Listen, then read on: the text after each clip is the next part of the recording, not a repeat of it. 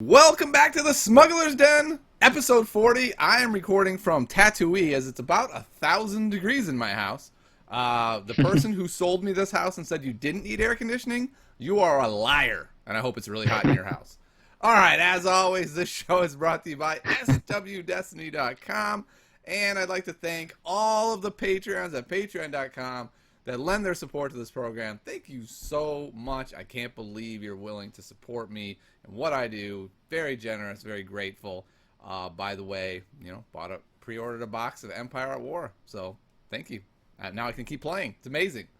All right, I'd like to bring in this week Mike, or the Rebel Spy from swdestiny.com. How's it going, Mike? What's up? Oh man, it's good. How are you doing? The day was kind of like, not really sure what to talk about. I haven't played Destiny in 10 days. Oh my god, there's a new 2-player game. What?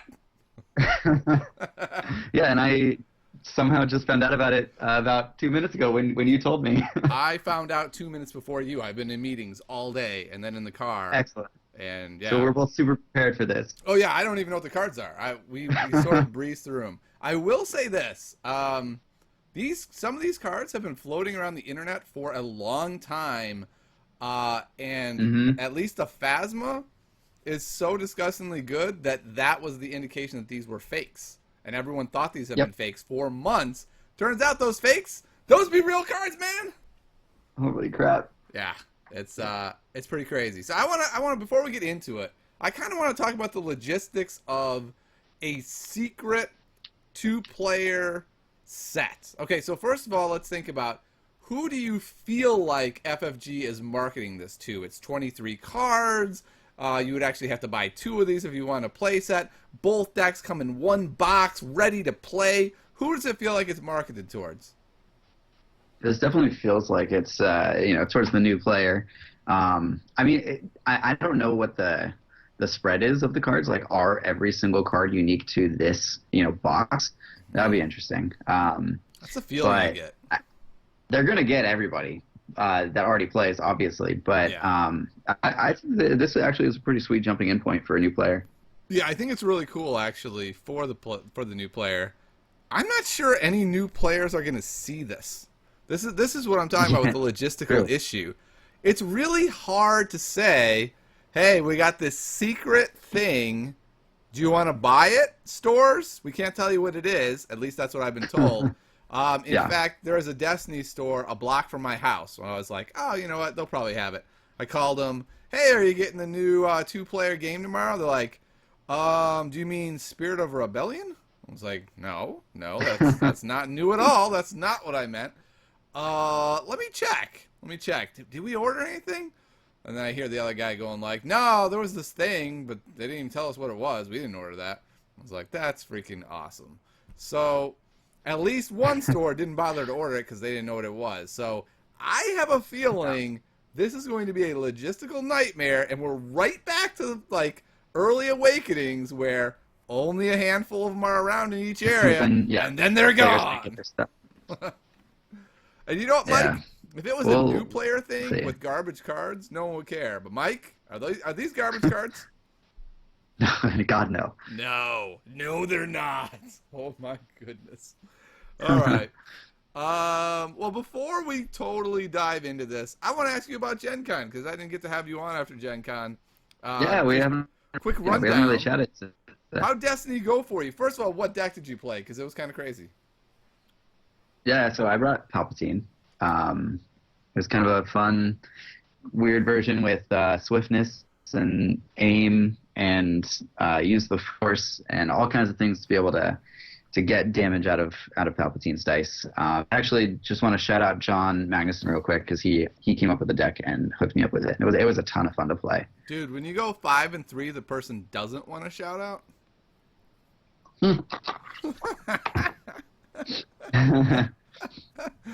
Just kidding. It was a really cool deck. We tested with it, and Mike whooped me a lot before Gen Con with it to the point where I was kind of freaking out.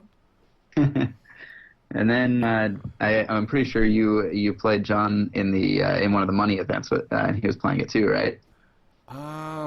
You know what? I don't think so. I think we just played some You just play games casually? in between around. Yeah, and it was the same. I mean, Got it. one of the games was very Yeah. close. The other one, though, he whooped me, but both times he won.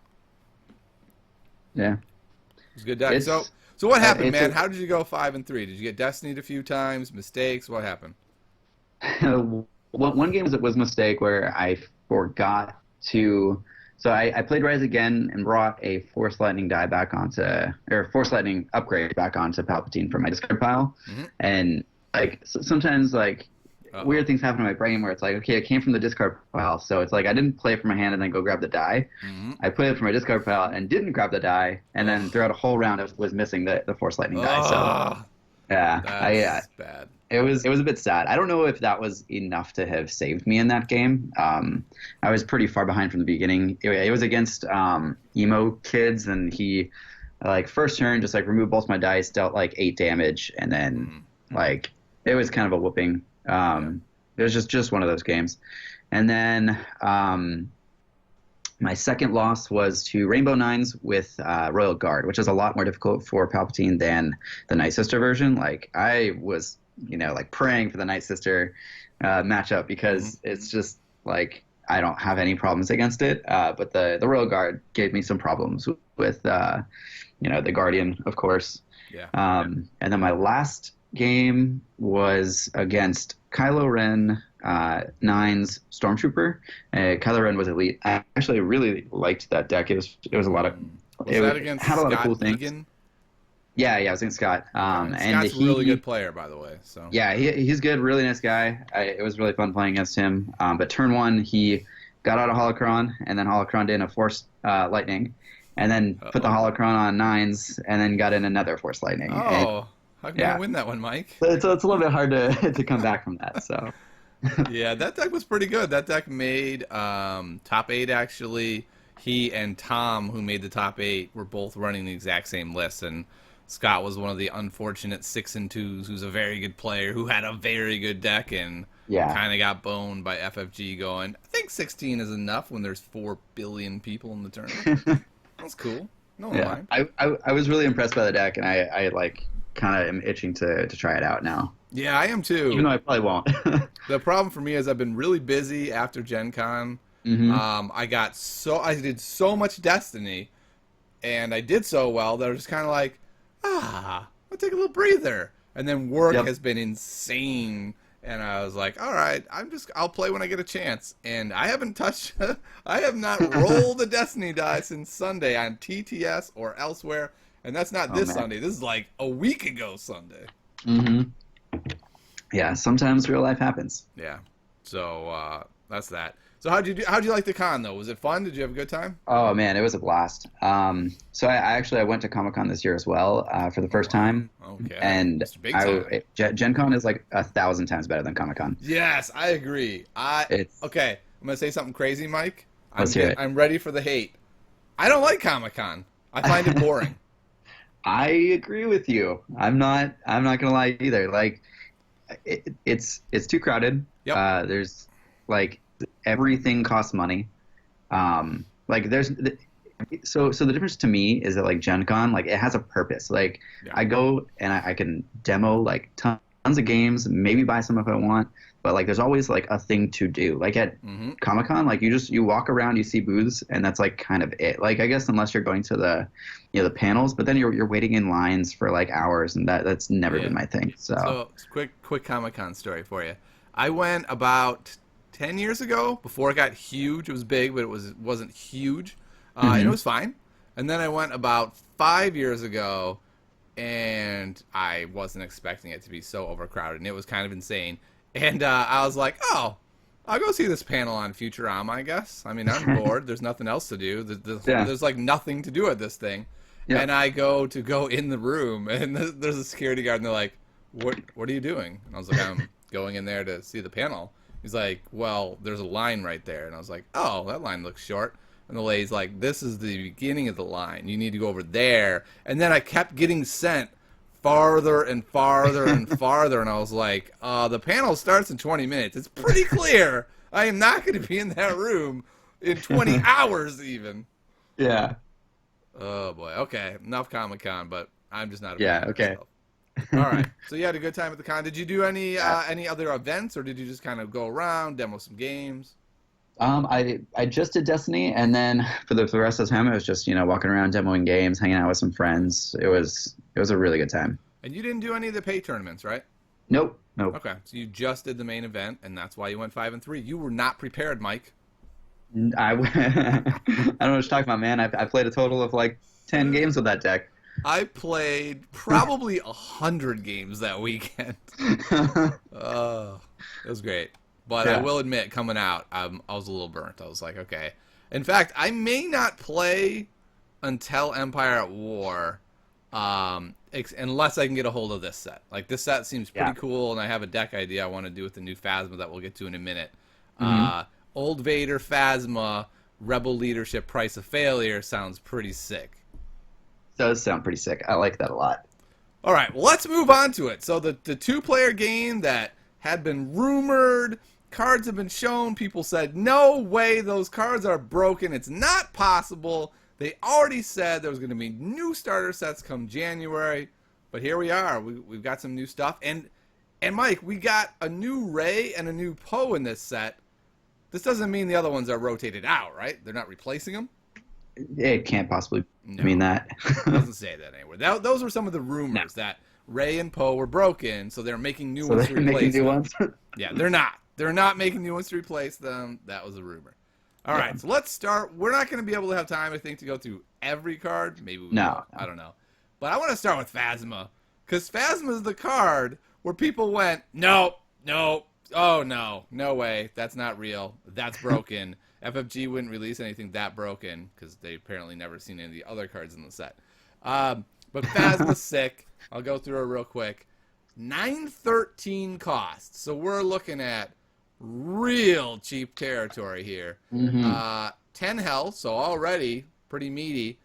One ranged, two ranged, a focus, a resource, and a special that says do 2 damage or 3 damage if they have 6 or more damage on it. So Mike, we're looking at 3 non-modified damage sides, a resource, and a focus. This may be like one of the best dice in the whole game. 913. Yeah, I'm like 90% sure. No, okay, I'm 100% sure that this die is better than 12, 15 point Phasma's die. Like, Oh God, yeah, not even close. It's- yeah. it's crazy. I mean, what? It doesn't have Guardian. No, it so- doesn't have Guardian. It's got That's a- one fewer health, but I man, mean, that is the a die. Phasma comparison is interesting because the other Phasma is an entire archetype, right? You build That's true. around Phasma, whereas this Phasma's role is like, hey, you got Darth Vader, screw it, here's Phasma with her. Or better yet, Yep. here's the new Vader, here's a new Elite Phasma. Oh gosh. Yeah, that deck sounds crazy too. Elite Oh, that's Phasma, awesome. Elite New Vader. Bottom line is this cost point for this Phasma worries me. Like this has me going, oh, I thought FFG was learning lessons. What the hell happened? How did we come to this place again? Are you worried, Mike, or am I just being insane? I'm a little worried. I'm actually like super curious when this was designed. Me too. Me too. Like that's got my brain like working. Like Yeah. when like did they have to to have these designs done? Like was it after Destiny came out even like Yep. because there's I feel like some we stuff. saw this stuff when the Polish spoilers were revealed for Spirit of Rebellion. Yep. We saw these cards, so Mm. this tells me this was designed sort of in that original group of design theory and playtesting that developed all those busted cards. So we shouldn't be that surprised. We could probably temper our worry and say lessons were learned. It's just after this, because this is still part of that initial crop of what the heck happened cards. Yeah. All right, Definitely. but bottom line, dude, Phasma's awesome. Am I right? Oh, she's insane. Yeah. She's a character where I don't think you'll ever see the 9-point version of her.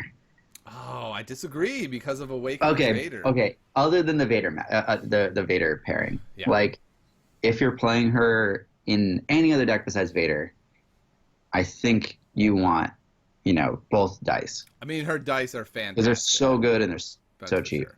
But I will say, 9 is so cheap, dude. You could Yeah. easily make a 3-character deck around it. You could go her, 9. 9s. You're Bala? only at 19 freaking points. You can still Bala? do Elite Wait, Bala. can you have it? You can. Oh my god. Okay. Oh my god. I take everything I just said back. Yeah. Holy Rainbow shit. 9s, people, got better. They got Wow. better. I mean, it's not rainbow anymore. But who do you want, Mike? Do you want Night Sister or do you want this Phasma die? Well, I mean, you want balanced ambition in your deck? I guess that's the question. Yeah, you know what? That's a good point. That's a good point. But my god, this card is good. Oh, I don't man. know what to Yeah, say. it is. All right, let's move on to the next one. Let's look at Kylo real quick. Kylo also is not bad. Yeah. 14, 17. So we're looking basically at the new Vader cost. 12 health, 1 melee, 2 melee, 2 melee for a resource, a disrupt, and a resource side. And then he has the ability, after you activate this character, you may choose a color, blue, red, yellow, or gray, then reveal a random card in opponent's hand. If it matches the color, boosh, do 2 damage just for activating this dude. Yeah. Oh, And he's got 12 health, man. which is Yeah. a lot. His die is pretty good. Like, it's not Mhm. as good as the new Vader, so that's kind of troubling. But boy, if you can get to a spot where you consistently use his ability, then he's really good. Yeah, absolutely. If you can consistently get off his ability, it's as if you rolled and resolved a 2, like Yeah. activation, which is insane.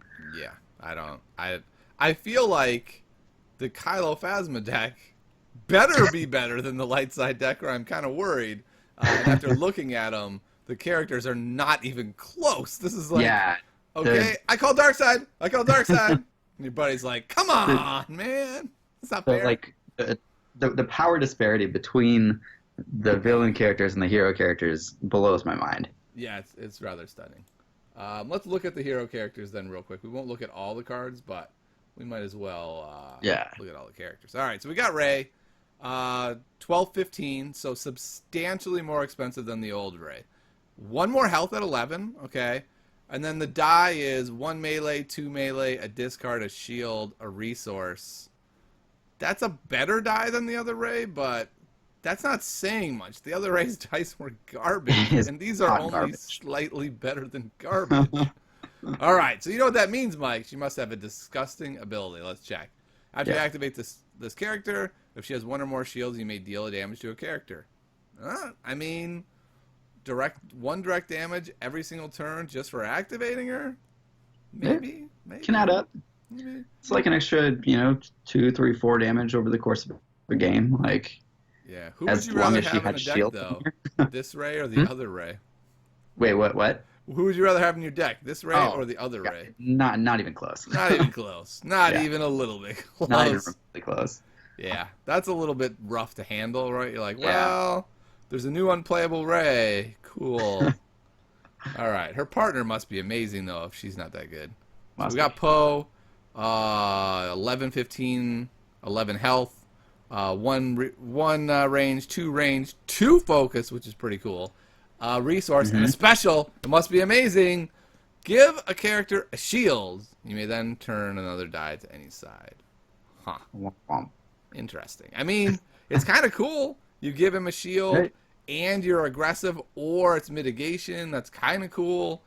But, I mean, he only has the 2 damage sides. Neither are that good. It's so interesting. It's like they have the ultra damage Poe, and now this is almost like the slightly better Akbar for way more points. Yeah. Yeah. I mean, one more point per, regular. Oh yeah, is Akbar 10-14? Yeah. Okay, so there you go. The unplayable Akbar is slightly more expensive than that guy. Yeah. But he's better. Like, having 2 damage size is pretty real for things like it's a trap. You can still do 2 damage now. Yeah. I don't know. The 2 focus is always nice, but meh. I think like the cute thing you're supposed to, quote unquote, supposed to do is give Rey the shield, and then Rey gets to activate and deal damage. Yep. But like when are you ever rolling in Poe and then activating a special for for that effect and then rolling right like that? Maybe when you're playing this starter deck versus the other starter deck, like Yeah. I don't know. I don't have an answer to that one, Mike. I'll say this. I feel like the character disparity is so tremendous. It just continues the FFG way, right? Like, Yeah. we hate heroes. We put out a memo, don't play them. For some reason, you guys insist. Do whatever you want at your own peril. But villains are awesome, and they're all broken. Yeah. So it is kind of interesting that he's like you can play him with one die, like 11 points for 11 health. Yeah. Kind of like Chewie's 12 points for 12 health. Like Yep. maybe that's a something to look at in the future. But I mean, certainly with some sort of all-in combo, being able to have that double focus side can be really strong. Mm-hmm. So I don't know. I don't think he's all that playable at 11-15. But no, I don't think so either. But we'll see. All right. Is there another card you want to look at?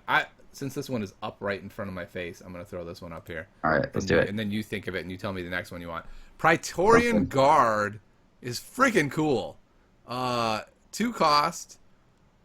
Give attached character the Guardian keyword. Now, we already have a card like this. Is it 1 or 0 to give a red character a Guardian keyword?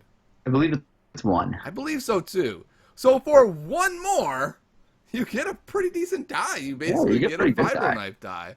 Yeah. I mean, it doesn't go clear shields, but I don't know. Being able to give someone Guardian is kind of cool. Like, it fits in a lot of archetypes. Like, let's say you're playing Vader Phasma, and they decide, okay, I'm going to kill Phasma first because I don't want him to be able to price a failure and to rebel leadership.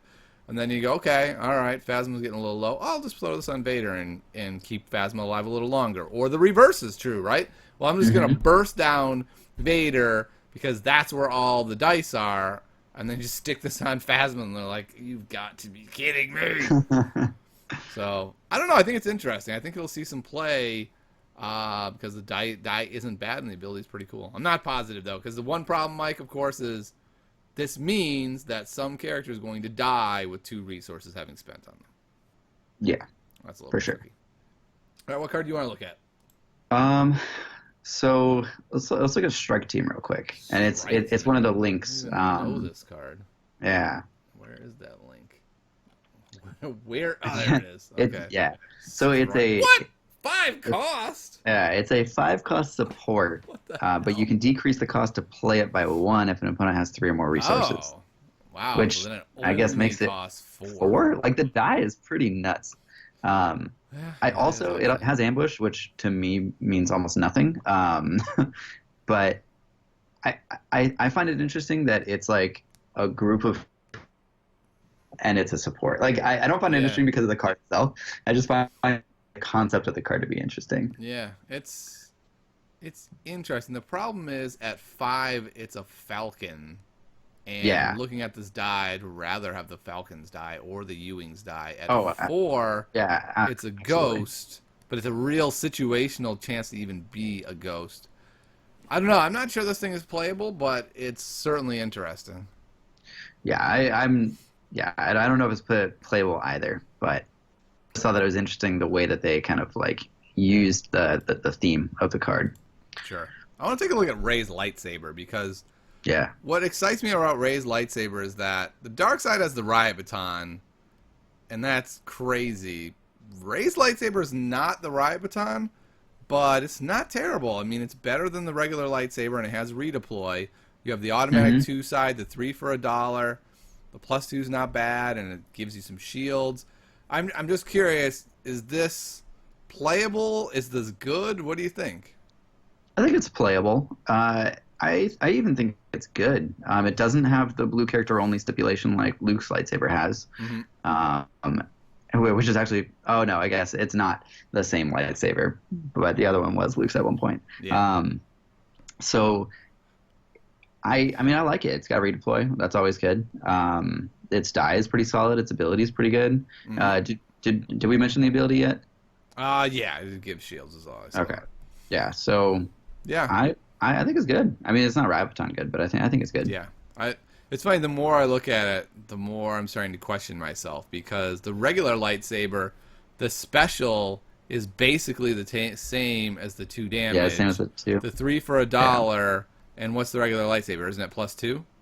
Yep. I mean, it's the same die, Yeah, except it's unblockable versus, right. And we you don't know. think the lightsaber's that good, Yeah. so maybe this is not I- that good.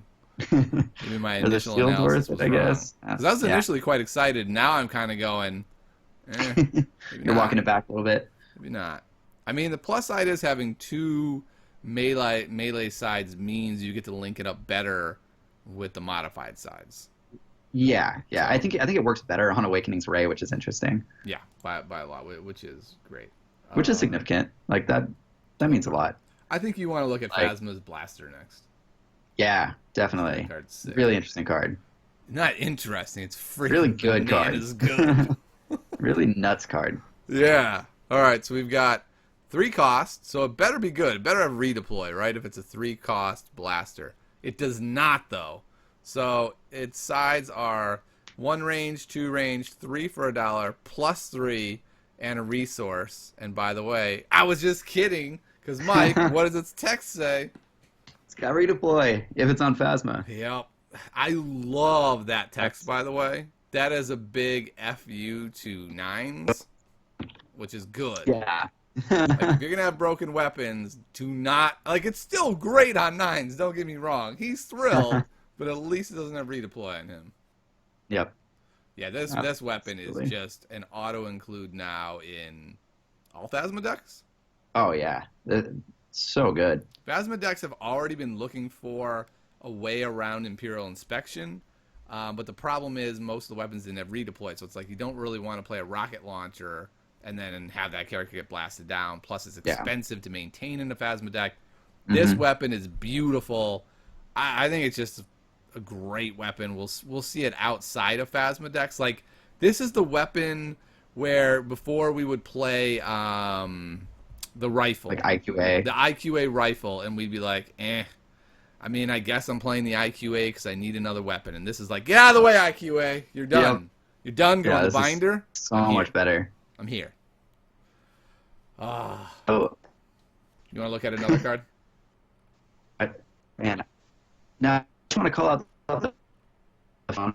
Like, what was that? You broke up there. Like Phasma's Blaster, the art on like Ray's lightsaber, like man, they nailed it for this set. Yeah, the art is really good, really good. I'm definitely impressed by that. Yeah. Well, let's do a quick wrap of this thing then. Let's start here. Are you gonna get one? Oh yeah. Of course you are. Of course. looks am cool. I gonna get 2? Probably, because you know you're only gonna get one of each of these cards. Yeah, that's the real kicker. It's like $30, so now it's $60 to get 2. Good luck finding 2. Yeah. Exactly. I'm really worried about this, Mike. I am really worried that this is going to blow up in their face big time and be another Awakenings Madness problem again. I hope it's not. About that. So I hope not too, but I'm worried.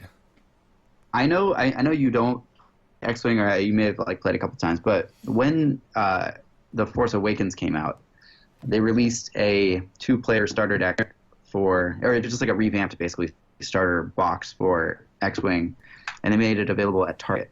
So I'm kind of curious if they're going to make this available at other retailers. That would be awesome. That would be really nice. That would be a good way to get new players into the scene. And if they don't, the problem is stores didn't order this thing. It's the problem with Force Friday. You can't just be like, dude, there is a Star Wars product we're selling. You're like, okay. What game is it for? We cannot tell you, but its SKU number is in between 2 other Destiny games, so it very well may be a Destiny game. Like, okay. That's great. Thanks. All right. Well, let's move on from the 2-player starter set. I'll be buying 2 if I can find them. I will admit I'm a little worried. I'm hoping that I'm just being a worrier because I love this game so much and I want to protect it. And I don't want people to go crazy again and sell all their stuff because now there's another problem, right? So we're gonna get rid of that. Any negativity is gone. Well, sort of. The next topic has a little bit. All right. So the next topic is If you haven't seen this, the Artificery is running a tournament this weekend. And the real huge positive is it's a charity event to help people who've been suffering from Hurricane Harvey. So that's awesome. That is so great of them. I'm really excited, and I really want to throw all my support behind it. And you should go donate to this, and you should play. It's a great cause. Now, Mike. 100%. Have you seen what they're doing with the tournament? Yeah, it really is. Yeah, they have a rule change. Heroes get 33 points. What do you think? That's significant. Yeah, I think are Ray and Maz impacted somehow? Yeah, I think Ray and Maz are each an additional 3 points, I want to say. I think so. I think what they wanted to do was test out a meta in which you couldn't play Poe Maz, but then you did have the opportunity to play all the garbage hero cards, which theoretically sounds great. Like, I want a game where you're like, I am playing Luminara and all the other unplayables. I don't know. What do you think? First of all, what do you think of the idea of just arbitrarily changing the rules of the game? I think it's interesting. Right? Why not, right? Like, it's a casual tournament for, charity, which is fantastic. And like, what better way to give heroes a boost than, through like the fun, like thematic marketing of the event. Yeah. I personally hate it. Like, just generally as a rule. Nothing drives me crazier than if I'm like, oh, this is my store that I go to. And they're like, hey man, this event is mono deck only. And you're like, okay, are you a board game designer? Did you help design Destiny? Because I consider myself a very good Destiny player who is well versed in Destiny, and you're some random dude who works at a store. I'd rather you didn't make the rules to the game that I'm playing. I don't really think that's your domain, actually. You run a great store, and kudos for that. But you're not a game designer, specifically not a Destiny game designer. Now, Elrathian is a little different, right? He is a top-level player who sees some huge problems with heroes. And so from that perspective, I can support this tournament because he's right? He's dead on. He knows what he's talking about. Heroes is in a horrible spot, especially if we're going to concede that Maz is broken and needs to be touched up. If we were to fix both Maz and Ray, name a hero deck that doesn't suck. I think that Poe also an additional 3. Nines is also an additional 3, so just worth noting. What's awesome? I think Poe and Nines are also increased. Like, their point cost is also increased. Yeah, I think you're right. At least Nines. I don't know if Poe is. But okay. Yeah, but the point is, it's a really good point that there's an outcry in our community to fix Nines, which obviously you could just ban Nines and villains is fine. But to fix Maz and Ray, and if you fix Maz and Ray, I'm not sure heroes see play, period. Like, they will for fun, but not competitively. And so at that point, I think he's basically challenging the community in FFG to say, well, if we all want this change of fixing these characters, we can't just fix them and then throw our hero cards in the garbage. Like, that's kind of a stupid approach. So let's increase the heroes. So I'm really curious to see what comes out of it. What worries me is not the beat stick decks like Luke X or whatever. It's more of, when you get more points, can you do crazier things with more bodies? Especially if you were to say something like, this is an experiment, and I if it goes well, I want to do it moving forward. Hera kind of worries me, right? At only 9/12, let's say you went 1 die Hera, because you're going to play 3PO to turn her die to the special anyway, so you only need 1 die. So you go 9 for Hera, you get 24 more points. That's insane. That's a lot. You can go like 2 die Ezra. I still have 14 points. Yeah, that's kind of insane. Yeah, so I don't know.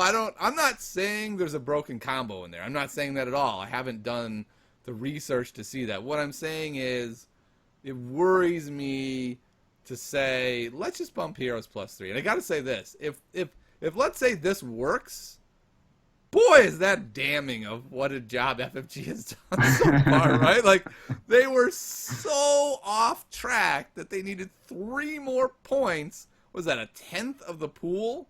Oh, boy. That just sounds crazy to me on the surface. For sure. Are you going to play in it? No, I'm not going to have time, unfortunately. But I'll probably still donate. Yeah. Such a cool event. I won't be able to play in it, unfortunately. Like I said, my job is crushing me right now. Getting ready for a new school year. Meetings all day, every day, then having to prep classes. So hopefully, once the school year gets into the swing of it, and I don't have 8 hours of meetings every single day on top of the school year, I'll be playing a lot more Destiny, and I'm really excited to get my hands on this 2-player set and really give it a whirl. Absolutely. So is Nova this weekend? Like, I thought Nova was this weekend, and someone texted me someone's record at Nova. So did Nova start? I guess it's happening right now. Started on Friday? That doesn't make much sense, but maybe it did. Yeah. So I guess Nova predictions are somewhat irrelevant. But I'm going to make him anyway. I still think Rainbow Nines is going to do great at Nova. Oh, yeah. For sure. All right, let's predict the finals. All right. I predict Rainbow Nines versus Pomaz. I'm going crazy, man. I'm a wild man. I can't believe it. I know. Can you believe it? It's wild. I guess here's a better question. Do you think there's going to be someone found, like, a new Seeker deck, or not even that, but like your version of Palpatine, something interesting that's going to propel it to the top, or do you think the meta is pretty solved, we're at the end of the meta, and we're just kind of waiting around for Empire at War? I think a lot of people think that, but I think there's still stuff out there. I think that, like I've seen decks, that haven't seen mainstream play that are still quite good, and also are good against like the most popular decks. But I don't know. I mean, just the sheer numbers of it, like more people are going to bring Rainbow Nines and Pomaz than most other decks, and it's a game with luck and dice, and like consistency is key. So I think that those will still be at the top. Yeah, just by the numbers. I agree with all that. I think those are going to be the decks that, like you said, they're the most consistent, and they're probably on top of that going to have the most people piloting them. Yeah. And within that, we'll see some good pilots. It'll be interesting because I think we're going to have some really not great pilots piloting some of those decks, right? Like, that's just how it works. Yeah. All right, I want to take a quick moment to thank some patrons. Thanks Terrence, Cody, Steve, Eric, my Jedi Council members in the coaching tier. Thanks so much for contributing to the show, and everyone else who helps out. Mike, is there anything else we want to talk about before we get out of here? I don't got anything off the top of my head. All right, are you going to play Destiny this weekend anywhere? Are you going to go try to pick up a starter pack, go play in a tournament? It seems like there's a lot of stuff happening in the next couple weeks around here. Yeah, it's there's some exciting stuff. There's a tournament tomorrow night that I'm gonna try to go to, and in addition, try to pick up a couple of those starter decks. Where's the tournament? At Game Ogre in Westlake. Okay. Yeah, so it's you should. It's a win a box. Starts at 7. So do you think I can win a box with Awakenings Vader and New Phasma? Chances are high, I would say. That sounds like a fun deck to me. That does. I'm not sure whether I play Praetorian Guard in that or not. I'm torn. Yeah, I think it depends on what else you've got. Like, yeah. Do you plan on using that and then overriding it with like a redeploy? Yeah, I think that's what you would have to do. Like, the cool thing is if they go for Vader, you can play that on Phasma and then overwrite it with Phasma's Blaster, which is that's pretty nice. Yeah, Phasma's Blaster or Riot Baton. Yeah, I mean, just imagine Vader with a riot baton. This is the whole impetus for the deck is, Yep. wouldn't Vader be broken with a riot baton and a holocron on him? The And answer with is yes. Rabbit's Rabbit's Holocron and multiple activations in a turn. Yeah, it sounds like you might just win on turn 2 before Vader dies anyway. So It sounds like a lot of fun. I'm gonna probably play that deck. It'll probably be if I was training for something, I don't know that I would spend a lot of time with that deck, but it's Yeah. done. Spirit of Rebellion is over. I'm just riding it out, having fun with it. It's actually one of my favorite times to play Destiny is when you're just riding out the end of the cycle and there's nothing to play for, and you're just like, you know what? I didn't try this cycle. This wonky deck. Let's give it a try. Yeah. And then they went ahead and sprinkled in 40 new cards or something. Like, here you go. Cool. Mm-hmm. All right. Well, it's going to be a crazy week. Oh, man. Next week is going to be either wasn't that 2-player set such a great success, or 7 people in my meta sold their collections. Oh, I'm hoping for the success, Mike. Can we Same. please have a success with Destiny just this one time, Mike? My fingers are crossed. All right. Well, I'm confident that is going to be great, and that one store was an aberration, and every other store got 30 of them. And I'm calling right now, Mike, the second we finish this podcast. Absolutely. All right. Well, thanks so much for coming on, Mike, and we'll see you next time on the Smugglers Den.